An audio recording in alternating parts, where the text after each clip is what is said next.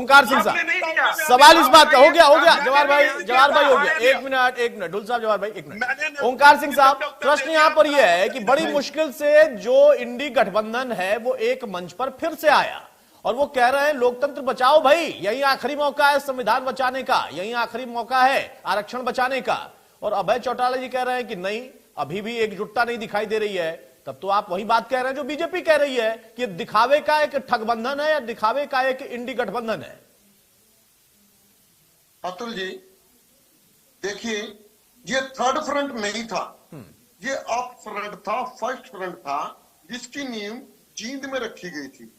वो दूसरी बात है कि हरियाणा के कुछ नेताओं की वजह से इनेलो को शामिल नहीं किया गया, लेकिन जो अभय चौटाला जी ने कहा उसका समर्थन मेरे भाई रविंदर ढुल जी ने किया, मैं इनका धन्यवाद करता हूं।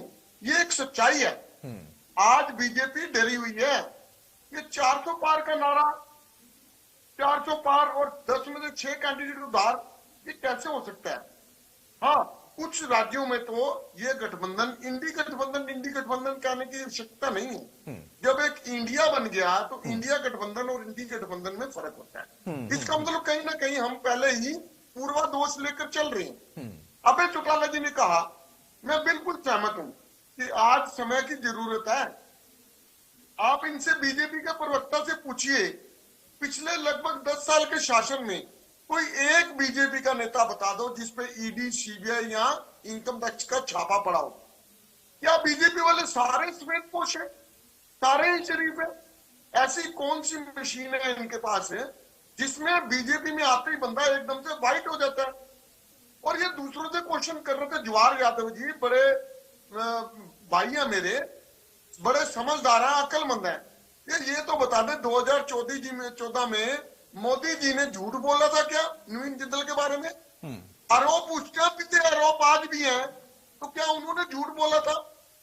मैं आपकी बात से सहमत हूं अतुल जी कि आज ये गठबंधन की आवश्यकता है, लेकिन कुछ नेता, यानी कि मैं हरियाणा के और उसके बाद कुछ नेता कुछ प्रदेशों के अपने स्वहित के लिए इस गठबंधन को चोट कर रहे हैं। और वास्तव में यदि यह गठबंधन हो जाता है तो बीजेपी नजर नहीं आई कहीं। 75 पार का नारा दिया था इन्होंने हरियाणा में और बाद में 85 पार पर पहुंच गए थे। रह कितनी की? 40। अगर आज भी विपक्षी एकता एकजुट हो जाए तो इसमें कोई दो राय नहीं है। 400 पार का नारा कह रहे हैं ना, 400 बाहर हो जाएंगे, 140 पे टिक जाएंगे। आज आप देखिए अभी सुप्रीम कोर्ट के इलेक्टोरल बॉन्ड का मामला सामने आया, गाय को माता बोले, है भी गाय माता हमारा। उस कंपनी से भी चंदा लिया जो गाय का मांस बेचती है, इन्होंने उस कंपनी से भी चंदा लिया जो पाकिस्तानी बेस्ड है। इन्होंने हरेक उस कंपनी से चंदा लिया जिस पर ईडी की रेड पड़ी, ईडी के छापे पड़े और कुछ दिनों के बाद इन्होंने चंदा ले लिया, काम खत्म हो गया। इनसे ये पूछना कि भारत में कोरोना की वैक्सीन बनाने का जो इजाजत है वो सीरम इंस्टीट्यूट को दी, उस सीरम इंस्टीट्यूट से इन्होंने कितने पैसे लिए? आज अगर इतिहास का सबसे बड़ा अच्छा, ओंकार सिंह साहब एक सवाल मेरा है। इलेक्टोरल बॉन्ड का आपने जिक्र किया, प्रधानमंत्री ने कल ही उस पर जवाब दिया था कि 14 के पहले तो पता भी नहीं चलता था। अब कम से कम इतना पता तो है ना कि आप बता पा रहे हैं कि बीफ कंपनी से लिया है या किससे लिया है। बहरहाल वो अलग विषय है। चूंकि जवाहर, चूंकि एक सेकंड सिंह साहब एक सेकंड मान रहे हो? हाँ नहीं मैं कह रहा हूं बिल्कुल उस पर आप सवाल उठाइए, बिल्कुल आप उस पर सवाल उठाइए, बिल्कुल आप सवाल उठाइए। अरे भाई एक मिनट, ओंकार सिंह साहब एक मिनट भाई, एक मिनट सिंह साहब एक मिनट, जवाहर जी एक मिनट, सिंह साहब मेरा सवाल, अरे भाई मेरा सवाल सुन लीजिए। ओंकार सिंह एक मिनट, जवाहर भाई एक मिनट प्लीज एक मिनट भाई प्लीज, जवाहर भाई प्लीज। ओंकार सिंह साहब अरे भाई सिंह साहब एक मिनट सवाल सुन लीजिए भाई, ऐसे नहीं प्लीज सवाल सुन लीजिए। मेरा सवाल यह है कि आप जितने सवाल उठा सकते हैं इलेक्टोरल बॉन्ड को आप उठाइए, आप मंच पर जाइए, आप चुनावी दौर में जाइए, उठाइए, उसका जवाब बीजेपी को देना। मेरा एक सवाल है, चूंकि जवाहर यादव ज्यादा समझदार है, मैं थोड़ा कम समझदार हूं। आपने 2 बार बोला कि हरियाणा में कुछ नेता ऐसे हैं जो कि नहीं चाहते हैं। जरा प्लीज अगर कुछ नेताओं का नाम आपको पता हो और किस पार्टी से बता दें जो नहीं चाहते हैं गठबंधन मजबूत हो। अतुल जी आपको भी पता है? नहीं पता है ना सर, इसीलिए पूछ रहा हूं, सवाल पूछा है सर, नहीं पता है। जवाहर यादव को भी पता है, नहीं पता है, भी जानती है। कुछ चीजें ऐसी होती हैं। अरे सर तो बता दीजिए ना, आप भी जानते हैं, मैं भी जानता हूं, जवाहर यादव भी जानते हैं, तो नाम बताने में क्या दिक्कत है? मैं बता दूंगा। जबकि ये स्पष्ट है कि जो इंडिया गठबंधन की नींव है अब फ्रंट के रूप में इंडियन नेशनल लोकदल की रैली में रखी गई थी, वो दूसरी बात है। सिंह साहब दूसरी तीसरी चौथी कोई बात नहीं होती है, आपने नींव रखी, नींव रखने वाले में सबसे बड़े नेता दूसरे प्रदेश के आए थे नीतीश कुमार, वो पहुंच गए बीजेपी के साथ सरकार चलाने।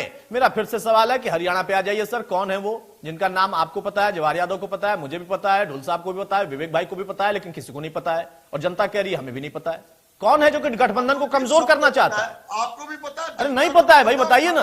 साथियों को भी पता है। मुझे नहीं पता है सर, प्लीज बता दीजिए। गठबंधन में नहीं हुई। सिंह साहब नहीं पता है मुझे, प्लीज बता दीजिए, मैं आपसे रिक्वेस्ट कर रहा हूं, बता दीजिए। आज इनेलो अपने दम पर चुनाव लड़ने के लिए सक्षम है। अरे भाई मैंने कब इनकार किया कि इनेलो अपने दम पर चुनाव लड़ने में सक्षम नहीं है? मैंने कब इनकार किया कि गठबंधन मजबूत नहीं है? ये तो दोनों बातें आप ही कह रहे हैं। आप कह रहे हैं कि इनेलो शामिल होना चाहती थी, उनको शामिल नहीं किया। आप कह रहे हैं कि गठबंधन की नींव हमने रखी थी, नींव को तोड़ दिया इन लोगों ने।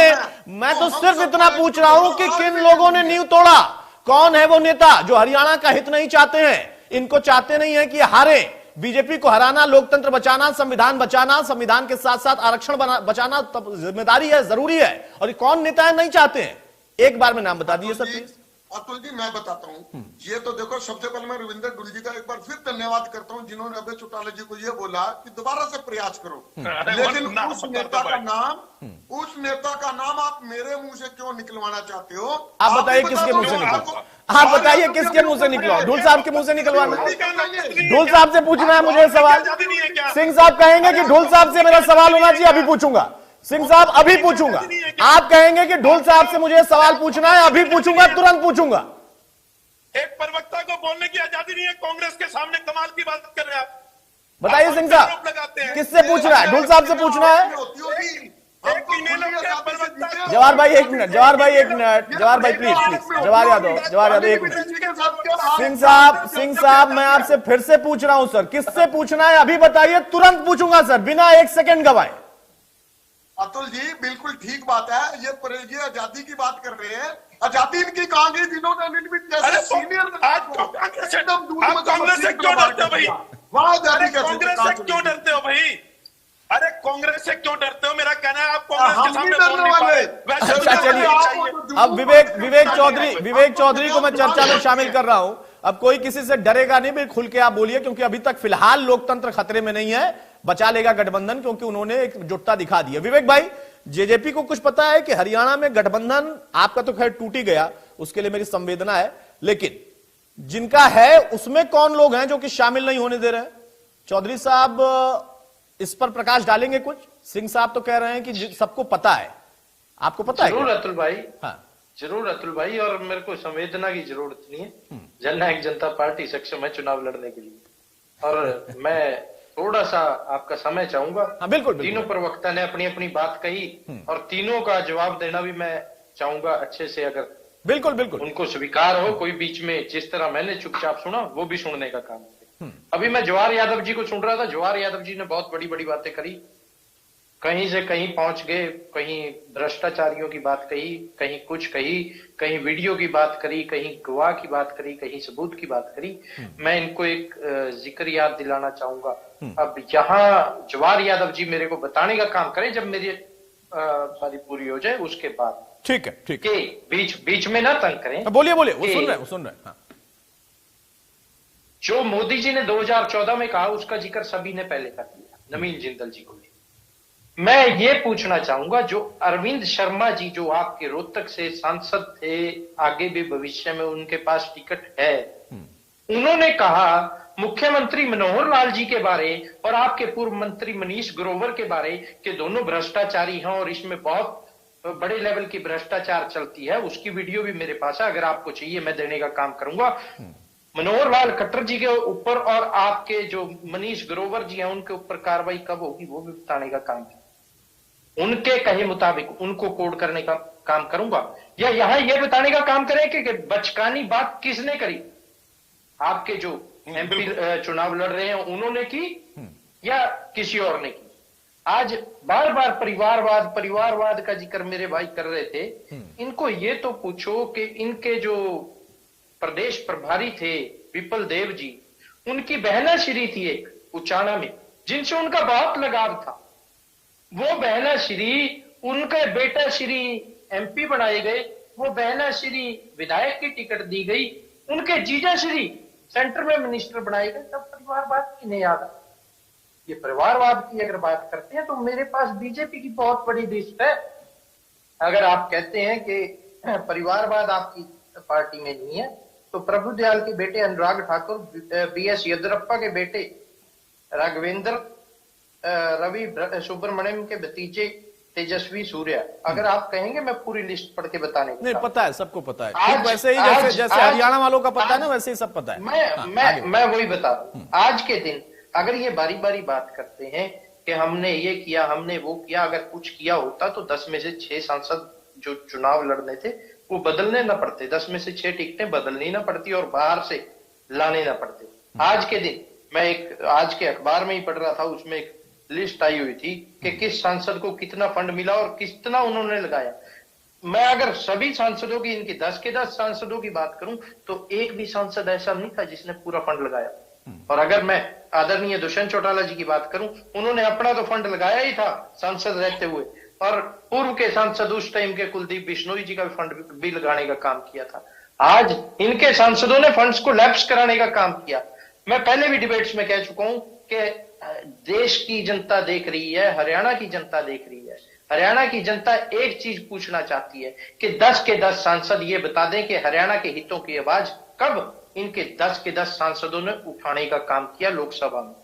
और अभी मैं सुन रहा था, ये कह रहे हैं कांग्रेस वाले, ये भी बता दें कि इनके दीपेंद्र हुड्डा जी ने और भूपेंद्र हुड्डा जी ने या और सांसदों ने कब लोकसभा के अंदर कोई आवाज उठाई हरियाणा के हितों की। बारी बारी आपने मेरे से पूछा कि वो कौन लोग हैं जो गठबंधन नहीं होने देना चाहते। वो है बाबू बेटा, वो बाबू बेटा है भूपेंद्र हुड्डा और दीपेंद्र हुड्डा, जो नहीं चाहते थे इनेलो को कि उस गठबंधन में आए। कारण क्या है, वो खुद भयभीत आदमी है, उनको डर बहुत लगता है कि कहीं मेरे से ऊपर कोई ना आ जाए। आज के दिन अगर बात करें, उनको इतना डर है कि उन्होंने पहले कांग्रेस को खत्म किया। आज जो बीजेपी का हालात हो रहे हैं, बीजेपी के अंदर धड़ाधड़, मैं पहले डिबेट्स में कह चुका हूं कि नया नाम बीजेपी का रखा जाएगा 2024 के चुनाव के बाद, न्यू कांग्रेस।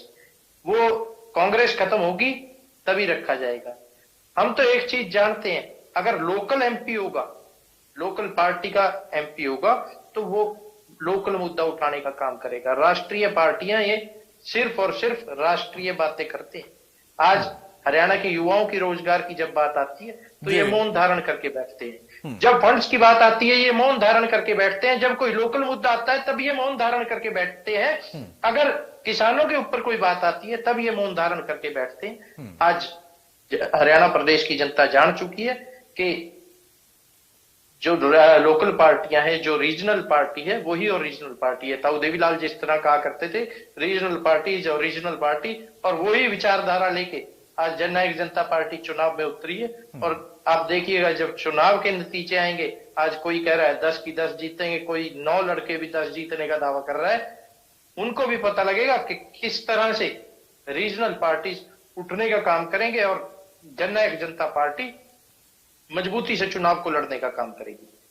आज के दिन हम एक चीज जानते हैं, हमने लोकसभा हो चाहे विधानसभा में दुष्यंत जी हो, जो कहे वादे थे उनको पूरा करने का काम किया। चाहे लोकसभा में ट्रैक्टर ले जाने की बात हो, उस टाइम दीपेंद्र हुड्डा भी सांसद थे, ये ट्रैक्टर नहीं लेके गए, ना ही इन्होंने कोई मुद्दा उठाया।